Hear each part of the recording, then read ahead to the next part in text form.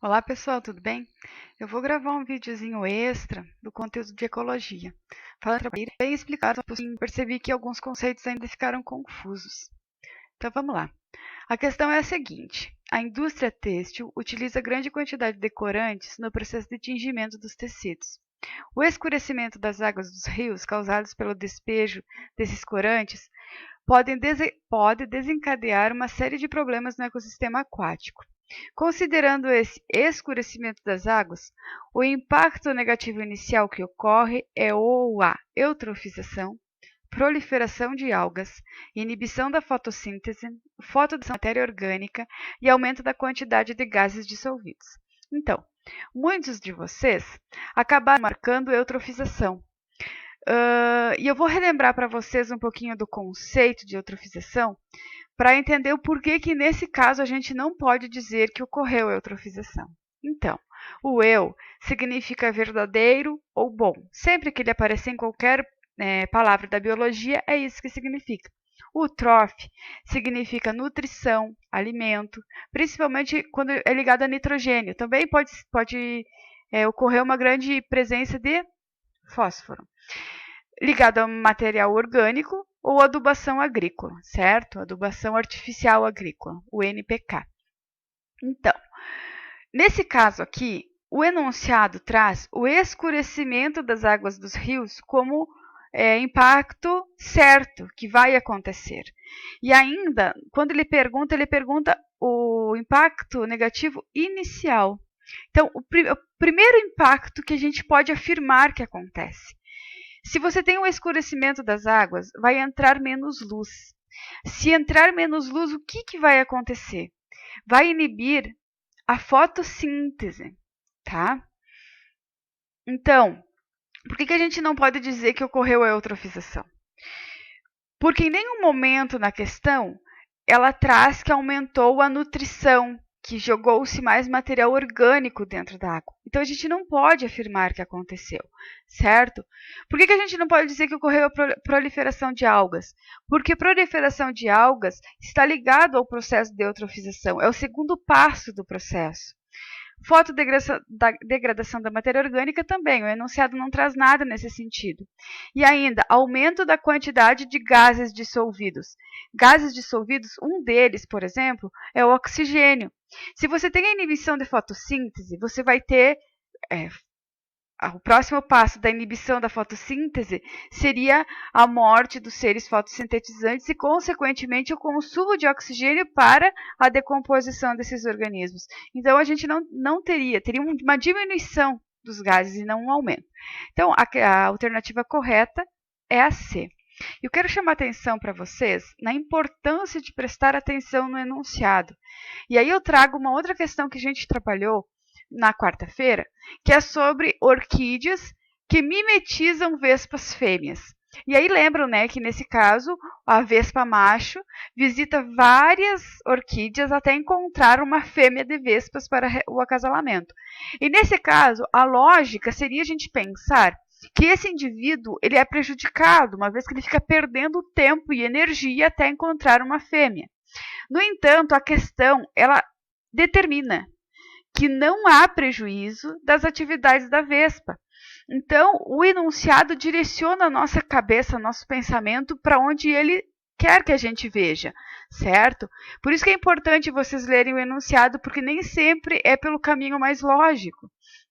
Então, nesse caso, as orquídeas terão um efeito positivo e para as vespas o efeito vai ser nulo, sem prejuízo. E aí a alternativa correta é o comensalismo. Então, gente, muita atenção no enunciado, porque ele pode direcionar a gente para um caminho diferente. Os enunciados, muitas vezes no Enem, o que eu dou para vocês é que vocês iniciam lendo por essa parte aqui.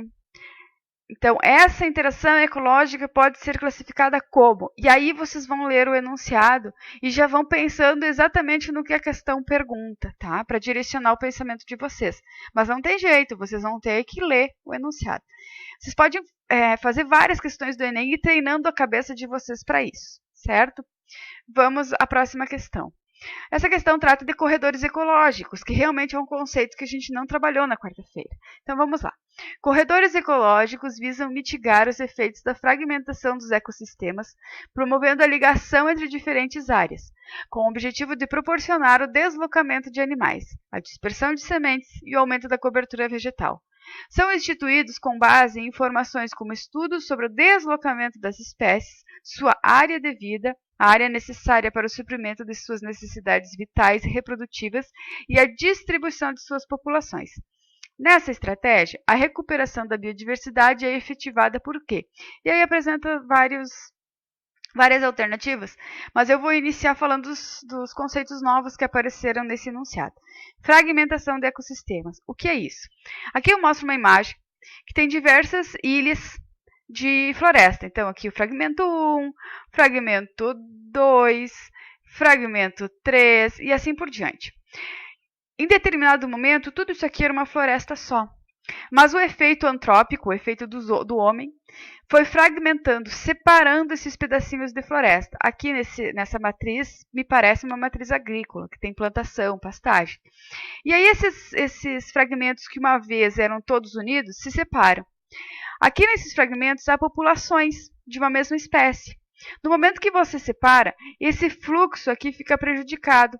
Então essas populações elas começam a interagir só com os indivíduos presentes nesse fragmento. E com isso a gente pode ter um efeito chamado endogamia, que é o cruzamento entre aparentados. Eu vou aprofundar mais esse assunto quando eu falar de evolução e genética, mas então eu já trago aqui esse conceito.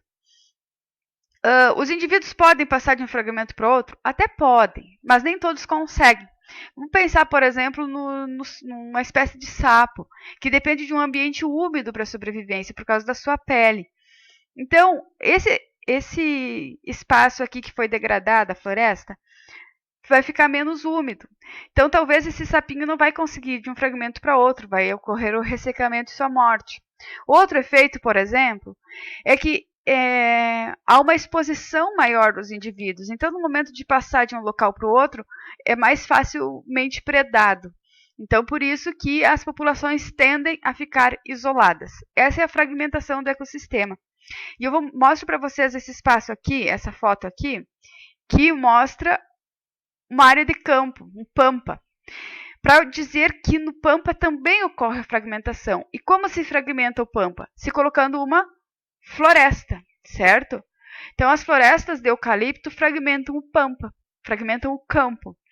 Então, espécies adaptadas a esse ambiente não conseguem ultrapassar uma floresta.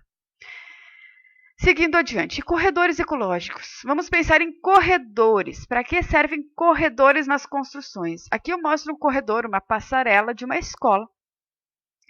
E para que serve esse corredor? Para ligar duas áreas. Então, aqui você tem o prédio A, vamos chamar assim. E aqui no final você vai ter a entrada do prédio B. Para que serve esse corredor? Para que as populações, as pessoas que estão nesse ambiente consigam acessar o outro ambiente de maneira protegida. No caso do ser humano, protegido da chuva, do sol, de raios, do vento, enfim. Mas na lógica ambiental é a mesma coisa.